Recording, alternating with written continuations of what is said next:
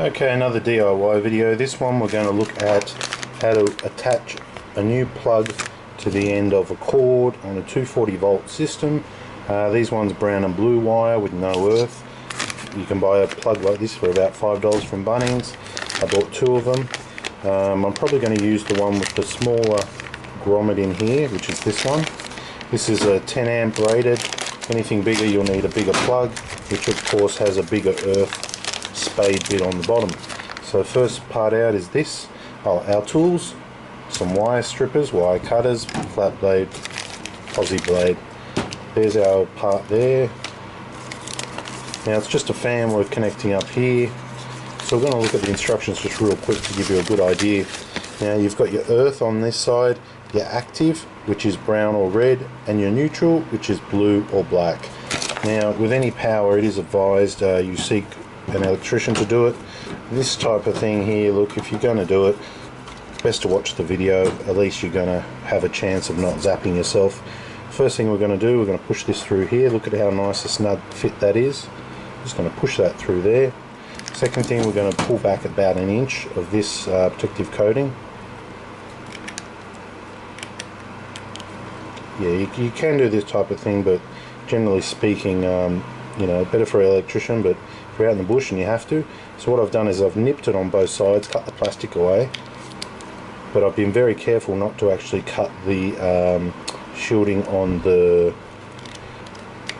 actual main wires, because if I cut it there and cut it there, those two wires would be kind of exposed inside their casing, and if that wire is out where you touch it with your hand, you know, you could get a zap. So very important not to nick the actual protective coating around each wire.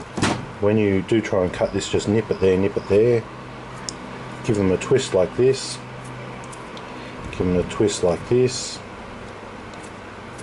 Okay, now we go back to here, looking at our diagram here, earth, negative and active.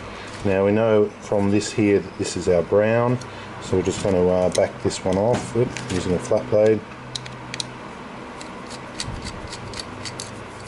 Just back it off a bit, and what we want to do, it's a bit long, so we'll just double that up to give it a bit more meat to grab onto. And I'm just going to feed it in between the two parts which are separated, and I'm going to tighten it up as tight as I can. Well, tight, that's fairly tight. Now I give it a test, 1, 2, yes, I'm happy with that. Now my next one's here. Just going to back that off.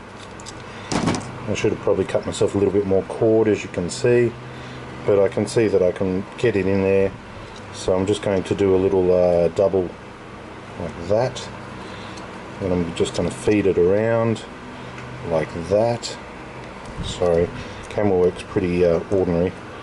Then I'm just going to use the wire to make sure that I get the loop, which I've just squeezed together, as much as I can in there like that. And I'm going to tighten this one up.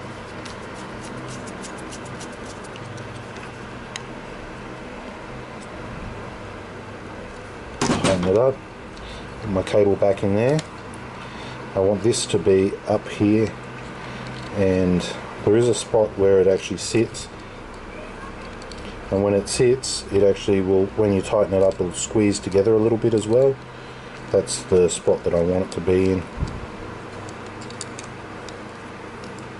I think that's it there.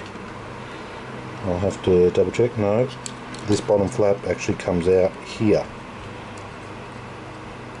There. That's it there.